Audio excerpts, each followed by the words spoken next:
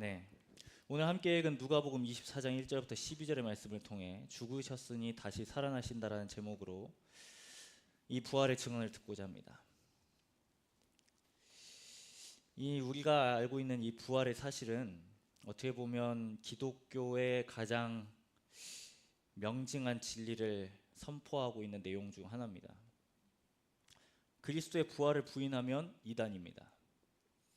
그리스도가 인간으로 오셨다는 것을 부인해도 이단입니다. 그만큼 예수님께서 부활하셨다는 이 사실은 상당히 기독교에 있어서 중요한 역할을 하게 됩니다. 우리가 신약에 많은 기록자들이 있지만 이 많은 이 27권의 내용 가운데 단 한 명이라도 이 부활 때문에, 그러니까 말을 바꿔서 해본다면 부활이 아니고서는 이 성경을 기록하지 않을 이유가 전혀 없습니다. 그러니까 부활 때문에 이 27권이 기록되어져 있습니다. 그리고 우리가 아는 것처럼 이 예수 그리스도의 부활은 역사상 단 한 사람만이 부활했다라는 사실을 우리에게 알려줍니다. 오직 딱 한 사람입니다. 여러분도 아시다시피 예수님께서 살려주신 세 사람이 있습니다. 그런데 그 사람들은 죽었습니다. 나사로도 죽었고 나인성 과부의 아들도 죽었습니다. 그리고 우리가 아는 것처럼 야이로의 딸 역시 달리다굼이라는 그 소녀 역시 죽었습니다. 그러니까 잠깐 부활했다가 다시 죽었죠. 근데 예수님께서는 죽음을 이기시고 이제 부활하신 다음에 승천하셨습니다. 우리가 오늘 이제 약 7주간의 내용을 통해서 이 부활에 대해서 이제 생각을 해보고자 하는데, 작년에도 우리가 부활을 무려 7주 동안 생각해 봤습니다. 우리는 내년에도 아마 부활에 대해서 생각할 겁니다. 우리가 이 반복되는 시간 앞에서 이 부활이라는 내용이 우리에게 중요한 이유는 다름이 아닙니다. 바로 예수 그리스도의 부활이 아니고서는 우리가 예수 그리스도를 믿을 이유가 없기 때문입니다. 만약에 우리가 이 기독교와 유대교의 가장 큰 차이를 든다고 한다면 그건 바로 그리스도의 부활입니다. 오늘 우리가 본문에 나온 이 24장 1절에 보면 이 사람들이 행동한 시간들이 나옵니다. 안식 후 첫날입니다. 우리의 요일로 따지면 주일 새벽입니다. 그러니까 안식일은 금요일 저녁부터 토요일에 해당하니까 주일 새벽에, 그러니까 이 사람들은 빈 무덤을 향해서 나아갔습니다. 그런데 이 시간을 보아서만이라도 우리가 아는 것은 예수님께서 이 시간대에 부활했다는 사실과 그리고 이 빈 무덤을 찾아간 사람들에 대해서 우리가 좀 생각해 보기를 원합니다. 이 네 가지의 복음서가 모두 다 동일하게 여성을 언급하고 있습니다. 여성이요. 지금은 뭐 여성의 가치가 아니라 여튼 권위나 아니면 이 남성과 여성의 권위가 전혀 차이가 나지 않지만 이 당시에 있어서 여성의 권위는 너무나 낮았습니다. 솔직히 말해서 사람으로 취급하지 않았습니다. 그러면 솔직히 예수 그리스도의 부활이 그렇게 놀라운 사실이면 여성이 봤다는 사실을 바꿔야 됨에도 불구하고 굳이 이 복음서를 기록한 사람들은, 예수 그리스도의 첫 부활을 만난 사람들은 남성이 아니라 여성이라는 점을 들고 있습니다. 우리는 좀 이 부분을 좀 생각해 보기를 원해요. 우리가 또 한편으로는 이 여성들에 대해서 생각해 볼 때에 분명히 예수님께서 그 많은 사람들을 먹이셨던 그 현장에서도 복음서의 기자들은 여성의 수를 일부러 세지 않았습니다. 네, 성인 남성만 셌습니다. 그러니까 이 부활의 현장 가운데서 이 사람이 그러니까 누가라는 사람이 굳이 왜 여성들을 들먹거리고 있는가에 대해서 우리는 생각해 볼 수 있다는 점입니다. 이 사람, 그러니까 여성들은 여기에 이 이후에 기록되어 있지만 많은 인물들이 나와 있지만 이 사람들은 사람이 아니었습니다. 굳이 여기다 언급하지 말아야 됩니다. 그러니까 예수 그리스도를 그렇게 중요하게 여긴다면 예수의 부활 역시 얼마나 위대한 사건임에도 불구하고 굳이 여기다 언급하고 있다라는 점입니다. 모르겠어요. 이 사람들이 일부러 그러한 의도를 갖고 있었는지 모르겠습니다. 전혀 믿지 못할 사실을, 부활을 전혀 믿을 수 없는 여성이라는 그 사람들을 통해서 그리스도의 부활을 소개해 놓음으로써 그만큼 그리스도의 부활이 믿을 수밖에 없는 사실을 역으로 제시하고 있지는 않았나 모르겠습니다. 그건 뭐 여기에 적혀지지 않으니까 잘 모르겠습니다. 그런데 우리가 이 네 가지 복음서를 보면 이 여성들마저도 이름이 다 똑같지 않습니다.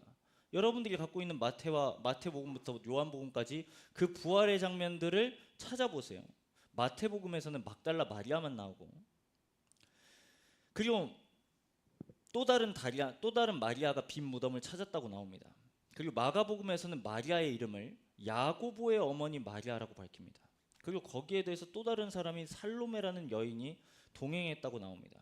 그리고 오늘 본문인 누가복음에서도 10절에 보니까 또 다른 인물이 또 등장하고 있습니다. 그 사람은 요한나입니다. 네, 막달라 마리아, 야고보의 모친 마리아, 요한나. 그 다음에 요한복음에서는 막달라 마리아가 나오는데 훨씬 더 막달라 마리아와 예수님이 그 이야기를 더 자세하게 풀어놓고 있습니다. 그러니까 이러한 반복되는 사실을 통해서 우리는 무엇을 깨달을 수 있는가라는 점입니다. 이 당시에 이건 당연히 예수님의 부활 소식은 이후에 기록되어져 있습니다. 그러니까 당시에 기록한 게 아니고 예수님이 부활하셨다라는 내용을 구전을 통해서 다 그러니까 전파되어졌고 계속해서 반복되어졌고, 그걸 이제는 기록물로 남겨야겠다고 해서 이 네 가지의 복음서가 기록되어졌습니다. 그런데 모두 다 여성을 제시하고 있다는 점이죠. 그리고 오늘 베드로의 그러니까 예수님의 수제자인 베드로마저도 첫 번째 그 부활을, 그러니까 장면을 목격한 사람이 아니고 그걸 전에 들은 다음에 두 번째로 그러니까 그 사실을 확인했던 사람입니다. 우리는 여기서 가장 중차대한 사실을 알 수 있습니다. 우리가 십자가를 지실 때 예수님 곁에 남아있었던 제자들은 아무도 없었습니다. 우리가 아는 것처럼. 그런데 곁에 있었던 사람들이 있었습니다. 그 사람들은 바로 여성들이었습니다. 네, 복음서에 보면. 그러니까 예수님의 순환을 다룬 영화를 잘 살펴보면 제자들은 다 없고요, 여성들만 거기에 있었습니다. 근데 놀랍게도 복음서의 그 부활의 장면에서도 제자들 또 없습니다. 여성들만이 또 기록되어져 있죠. 우리는 여기서 아주 중요한 사실 한 가지 유추할 수 있습니다. 그건 바로 너무 충격적인 내용일 수 있습니다. 제자들은 예수님을 사랑하지 않았다는 겁니다. 그만큼요. 그러니까 여성들처럼 예수님을 그렇게 사랑한 게 아닙니다. 예수님을 만약에 사랑했다면 그리스도께서 십자가를 지셨던 그 장면에서도 있었어야 됐고, 예수님이 부활하는 이 장면에서도 이 사람들은 가장 첫 번째 목격자가 되었어야 됐습니다. 그런데 놀랍게도 동일하게 예수님께서 십자가를 지시는 장면과 부활하시는 장면 가운데 유독 있었던 주인공들은 다 하나같이 제자들이 아니라 바로 여성들이었다라는 사실입니다. 이 사람들은 예수님을 당연히 사랑했기 때문에 아무래도 시체를 확인하려고 했던 것 같습니다. 다시 1절로 돌아가서 이 사람들은 예수님을 따랐지만, 그러니까 여성들의 입장으로서요, 예수님을 따랐지만 이 사람들의 문화와 맥락은 기독교가 아니라 유대교였습니다. 유대교요. 그걸 알려주는 단서가 1절이죠. 왜냐하면 안식일에 행동하지 않으니까요. 유대인들은 여전히 안식일에 행동하지 않습니다. 이스라엘에 가보면 금요일 저녁부터 토요일까지 절대 움직이지 않습니다.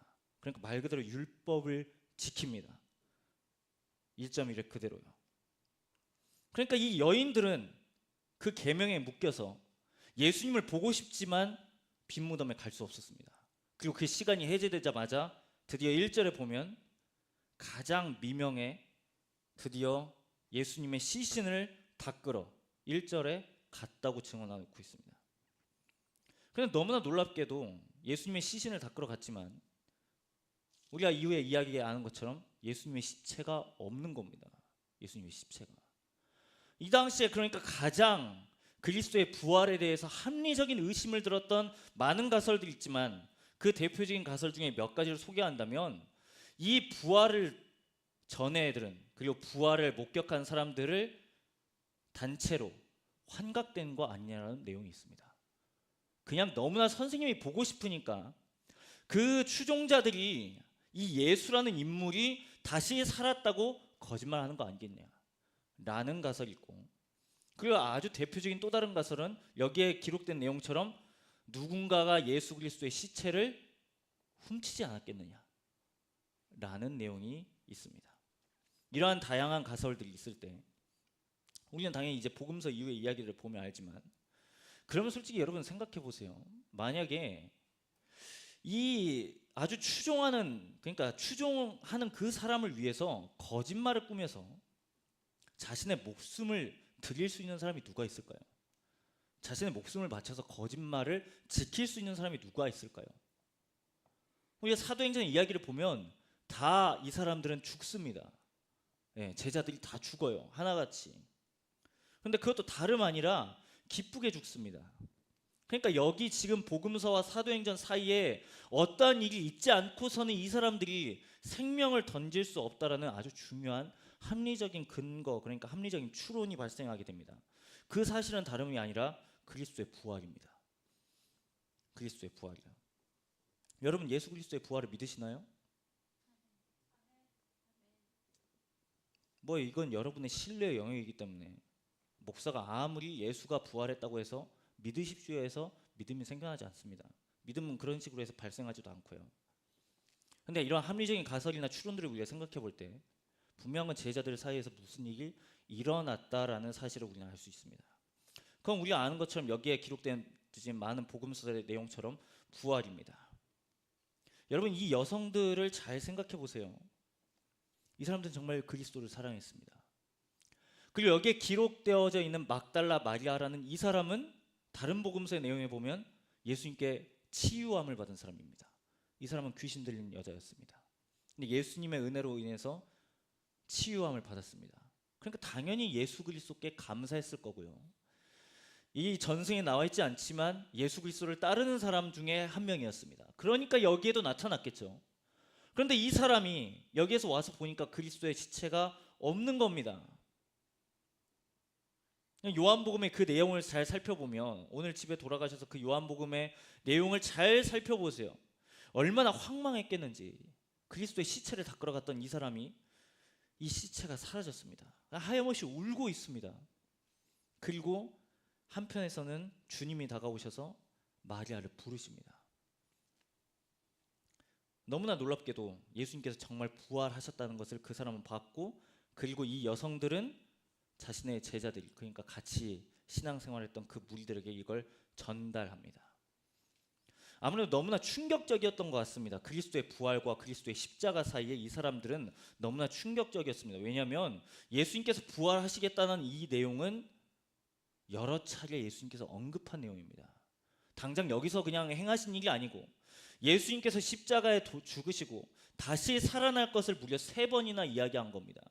성경에서 3번 얘기했다는 건 말 그대로 3번 이야기한 것도 맞지만 그만큼 강조했다는 이야기도 됩니다. 3번이라는 숫자는요. 그러니까 이 사람들은 분명히 예수님의 말씀을 들었지만 당시 눈앞에서 그리스도가 죽으신 걸 보고 3번이나 부활하시겠다는 그 내용을 잊어버렸습니다. 그래서 오늘 우리가 기록되어진 이 7절에 보면 천사들이 자신들에게 했던 그 내용을 이야기했을 때 비로소 기억나게 됐습니다. 그리고 이 앞에 있었던 그 내용을 듣고 이제는 전합니다. 그리고 오늘 내용은 아주 상반된 내용을 언급하고 있습니다. 11절에 다른, 그러니까 여기서 사도들이라고 번역했지만 그리스도의 제자들이겠죠. 11명이요.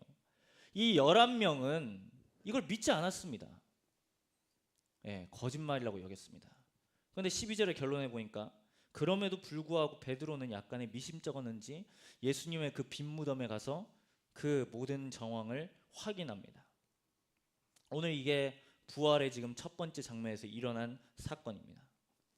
그럼 이거 우리 가운데 적용해 보았을 때 그리스도의 부활은 여전히 난제인 것은 맞습니다. 그런데 동시에 여전히 많은 합리적인 부활하셨다라는 추론들을 우리가 얻을 수 있습니다.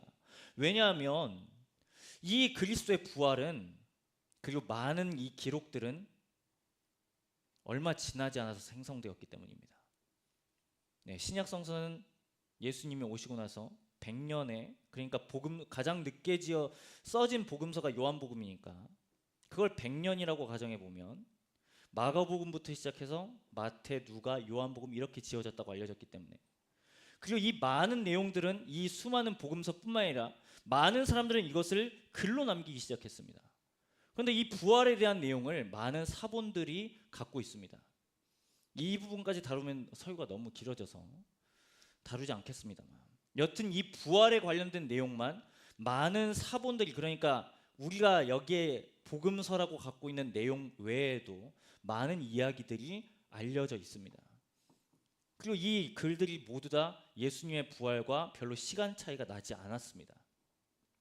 이러한 것을 볼 때에, 그리고 합리적으로 더 생각해 본다면, 예수님께서 죽으셨을 때 우리가 복음서의 모든 증언들이 다 그렇습니다. 예수님께서 창을 받으셨을 때 물과 피를 흘리셨다라고 복음서는 모두 다 증언하고 있습니다.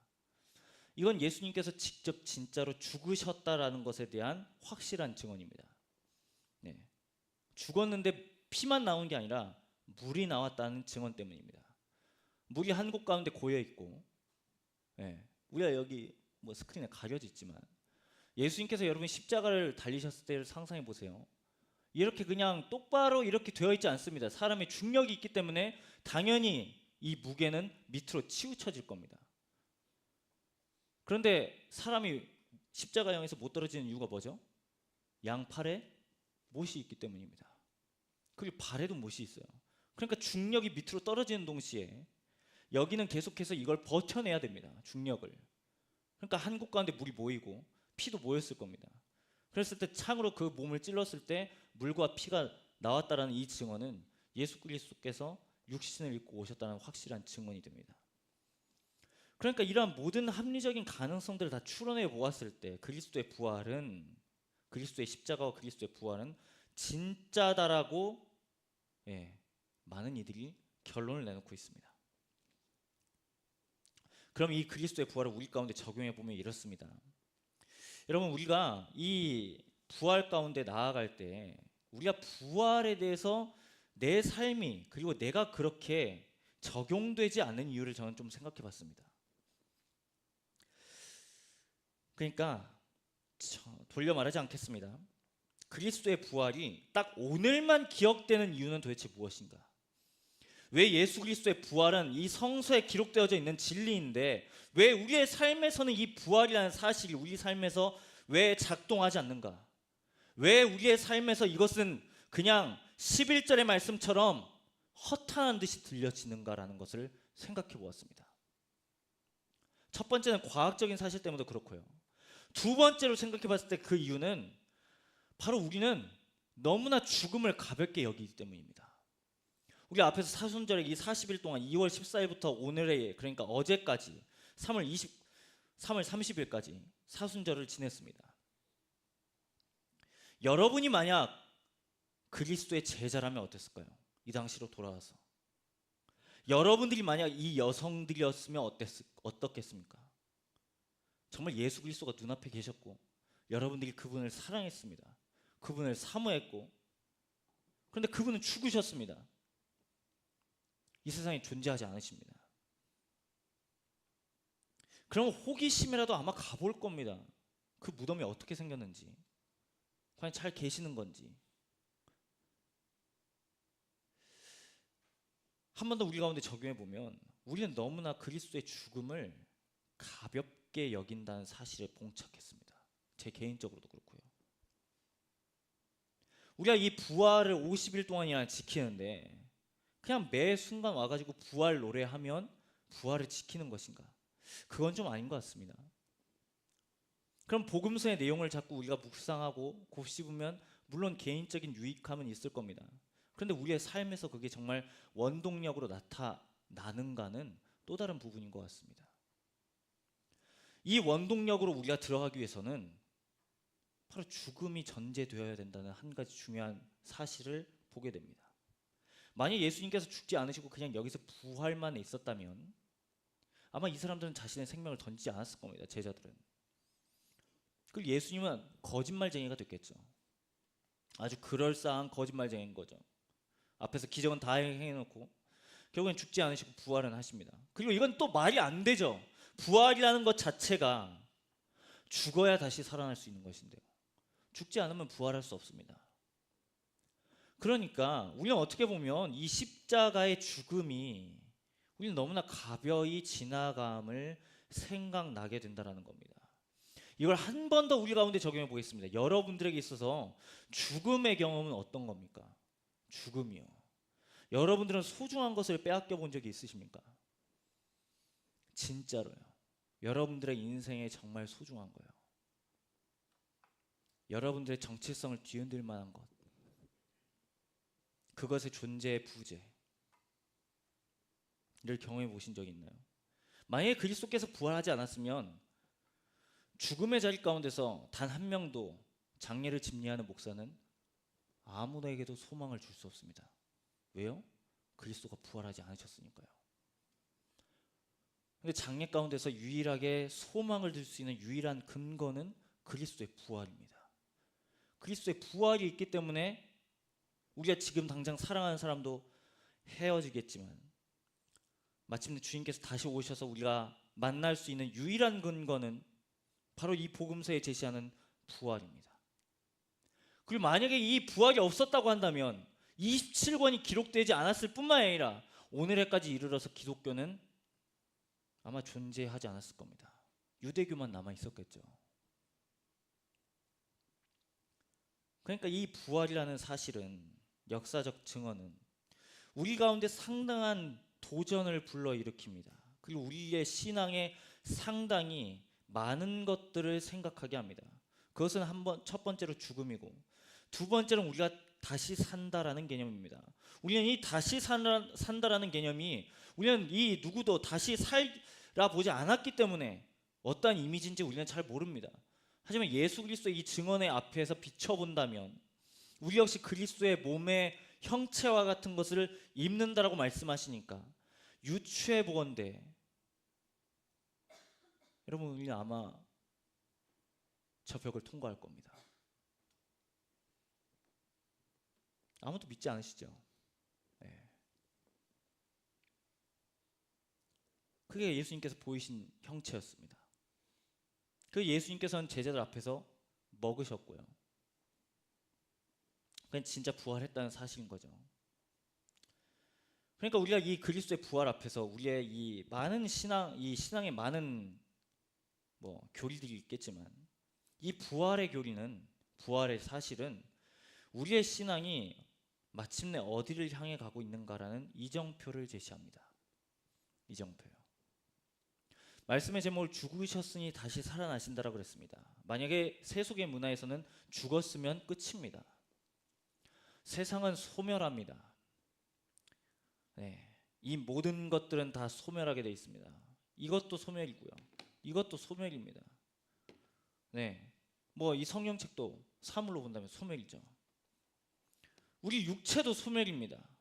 그걸 우리는 눈앞에서 죽음으로 확인할 수 있습니다. 근데 기독교가 제시하는 이 부활의 복음은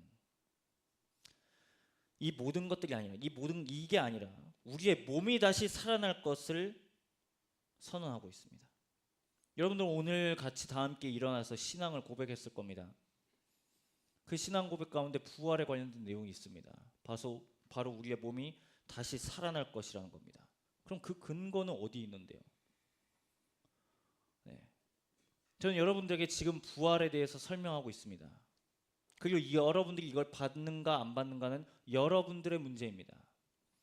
하지만 중요한 것은 우리가 이 많은 신약에 있는 많은 사람들의 이야기를 볼 때, 이 사람들의 복음서와 사도행전과 이 많은 뒤에 있는 글들을 볼 때, 이 사람들이 목숨을 걸었다는 건 분명히 예수 그리스도의 부활이 사실이라는 걸 우리에게 던져줍니다. 그렇다고 한다면 우리에게도 역시 동일한 질문이 있습니다. 여러분들의 신앙은 어떠십니까? 부활로 살아나고 있나요? 아니면 또 한 번 반복되는 그냥 연례 행사인가요? 우리는 이 기독교의 시간 앞에 두 가지를 반복합니다. 첫 번째는 총 세 가지의 시간이죠.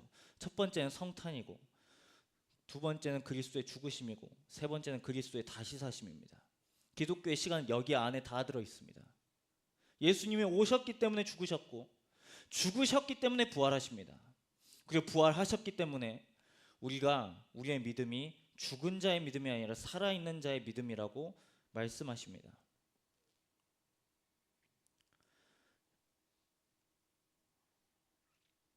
오늘 여러분들이 이제 예배 마치고 모임을 하시겠는데, 우리의 가운데서 이 부활이라는 주제는 상당히 무거울 수도 있고요. 상당히 저 멀리 동떨어진 내용이 될 수 있습니다. 그런데 중요한 사실은 우리가 십자가를 생각할 때 그건 우리가 곧잘 받아들입니다. 예수께서 나를 위해서 죽으셨다 라는 사실은 우리가 되게 마음을 잘 엽니다. 그런데 그리스도의 부활 앞에서는 그리스도의 십자가와는 조금 다른 모습을 보일 때가 있는 것 같습니다. 그리스도께서 나를 위해서 다시 살아나셨다. 여러분들은 어떠십니까? 이 부활이라는, 그러니까 예수님의 부활이 여러분의 삶에서 어떻게 작동하고 있으신가요? 네. 이 부활의 내용이 없으면 우리는 죄에서 늘 져야 합니다. 여러분의 한 주는 어땠습니까? 이번 고난 주간을 지내면서 어저께 성토일, 그저께 성금요일, 그리고 3일 전에 세종 목요일을 저희들이 보냈습니다. 우리가 로마서 8장에 보면 죄의 권세가 무너졌다라고 분명히 바울은 선언합니다. 그 사람이 그렇게 할 수 있는 이유도 다른 게 아닙니다. 바로 예수님께서 다시 살아나셨기 때문입니다. 다시 살아나지 않으면 모든 것이 다 헛것입니다. 우리의 믿음도 우리의 신앙도 더 넘어서 이 기독교 자체도 유명무실합니다. 그래서 제가 서두에서도 말씀드린 것처럼 유대교와 기독교를 가르는 아주 유일한 진리는 바로 예수가 하나님의 아들이고 예수가 죽으시고 예수가 부활하셨다라는 사실입니다. 그래서 사도행전의 많은 사람들은 우리가 방금 이 설교 전에 인사했던 것처럼 그 사람들은 늘 죽음의 위기 앞에 있었습니다. 그 사람들은 늘 박해의 위기 가운데 있었고요. 그런데 그 사람들이 죽음 앞에서 담대했던 이유는 그 사람들의 거짓말이 아니라, 아니면 집단 환각도 아니고, 바로 구전을 통해서 들은 그리스도의 부활이었습니다. 네, 부활. 그러니까 이 부활이라는 사실이 우리 가운데서도 동일하게 적용될 수 있습니다.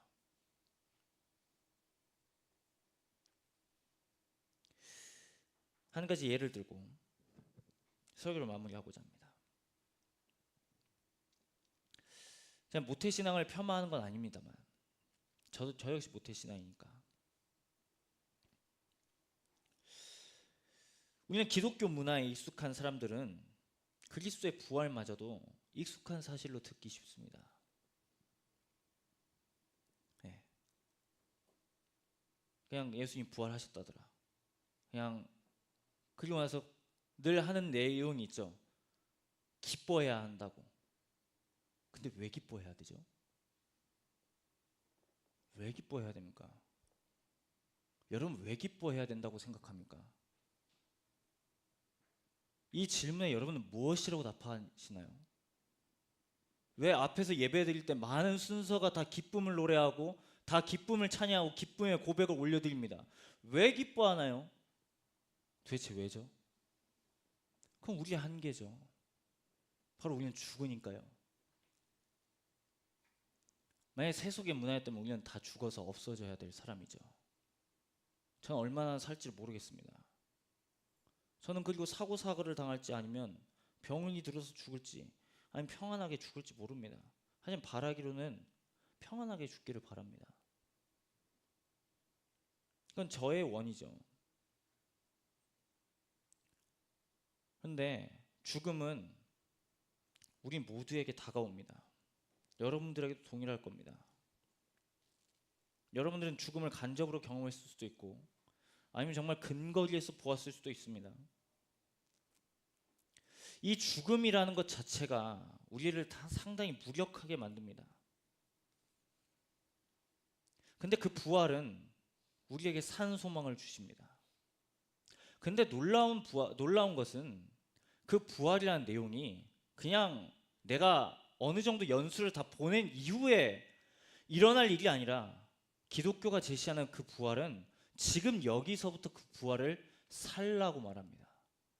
이게 핵심입니다. 왜냐하면 신앙은 죽어서 하는 게 아니라 살아있을 때 하는 거거든요. 살아있는 시간에 믿는 거거든요. 우리는 오늘 지금 1, 4분기를 지나고 있습니다. 이제 내일부터는 4월입니다. 벌써요. 이제 8개월의 시간이 남았습니다. 2024년이 이제 그렇게 또 지나가고 있습니다. 우리는 이 시간 앞에서 우리의 덧없음을 느낄 수도 있고요. 아니면 누군가는 아무 생각이 없을 수도 있습니다. 그게 정말 시간이 잘 간다고 생각하는 분들도 있을 수 있어요. 여튼 시간은 계속해서 지나갑니다. 이 시간이 지나감을 통해서 계속해서 우리가 이것을 반복하는 이유는 우리가 그만큼 우리의 마음이, 우리의 인식이 그만큼 느리다는 거고 그만큼 더디다는 반증입니다. 우리는 지난주에 고난주간을 보냈습니다. 이 앞에 나와서 주님의 성찬에 참여했고요. 주님의 살과 피를 나누었습니다. 그리고 우리는 그때 이 살과 피를 나누었기 때문에 우리는 그리스도의 사랑으로 살 수 있다고 결단했습니다. 여러분, 한 주간 돌아보십시오. 그 살과 피가 여러분의 삶의 자리에서 증언되었나요? 지금 제가 여러분을 정죄하는 게 아니고 여러분의 삶을 성찰해 보시기 바랍니다. 만약 여기까지 멈췄다면 우리는 계속해서 십자가형에서 죽어야 됩니다. 그런데 그리스도의 부활은 그것을 뛰어넘게 하시고 우리의 연약함이 있음에도 불구하고 나를 위해서, 우리를 위해서 살아나셨기 때문에 마침내 우리가 지는 듯한 삶을 살고 계속해서 어그러진 삶을 살고 또 넘어질 거고 또 우리는 어리석은 선택을 할 거고 또 여전히 하나님을 배반하는 그러한 경우와 우를 범할 수도 있겠지만 이 그리스도의 부활은 우리를 하나님의 품으로 인도한다는 사실입니다.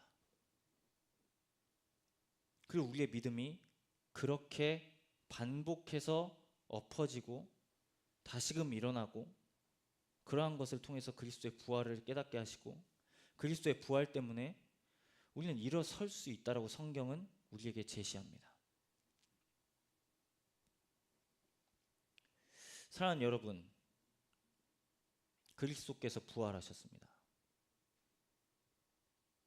죽으셨기 때문에 다시 살아나셨습니다. 그것도 우리를 위해서요. 여러분의 삶을 위해서요. 여러분이 부활을 믿는다고 해서 당장 내일 직장에 많은 그 책임들이 면피되는 건 아닙니다. 여러분들의 학업을 면피될 수 있는 건 아닙니다. 그런데 가장 우리에게 중요한 질문 중에 하나는 인생 가운데서 해결할 수 없는 우리의 죽음에 관한 문제를 오늘 지금 이 시간 해결했다라는 걸 기억하는 자리로 우리가 나왔습니다. 그렇기 때문에 부활주일은, 그렇기 때문에 기쁨의 50일은 우리가 기뻐할 수 있는 겁니다.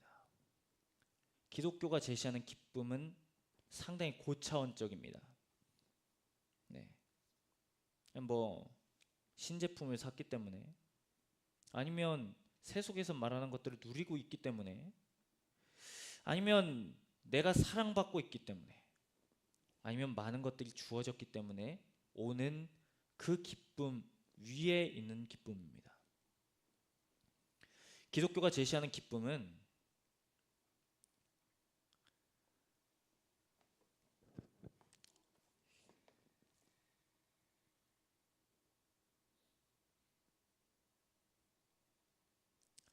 우리의 존재 자체를 변화시키는 기쁨입니다. 솔직하게 말해서 저 역시 아직 거기까지 도달하지 못했습니다.